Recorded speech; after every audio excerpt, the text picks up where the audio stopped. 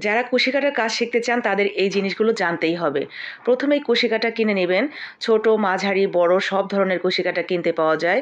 যারা সুতা, লেস এগুলো বিক্রি করে তাদের দোকানে 50 থেকে 100 টাকার মধ্যেই পেয়ে যাবেন।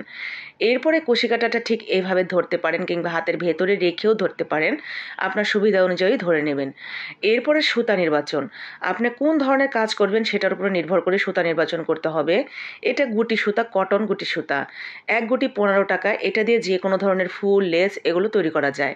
এরপরে স্লিপ নট দিতে হবে। স্লিপ নট দেওয়ার জন্য আপনি কুশি কাঁটা দিয়ে ঠিক এইভাবে একটা সুতার মাঝখানে ঘুরান দিয়ে কুশি কাঁটাটা আবার ঘুরান দিয়ে সামনের দিকে সুতাটা টেনে ভেতর দিয়ে আনলেই স্লিপ নট হয়ে যাবে।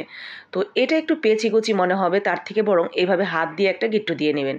ঠিক এইভাবে আমি যেভাবে দেখালাম একটু খেয়াল করলেই বুঝতে পারবেন। দেখেন, একবার বুঝতে না পারলে দুইবার ভিডিওটা টেনে দেখে নেবেন। এইভাবে গিট্টু দিয়ে আমরা সেই গিট্টুর মাঝখান দিয়ে সামনের দিকে সুতাটা টেনে ভেতরের দিকে নিয়ে আসলেই হয়ে যাবে চেন সেলাই।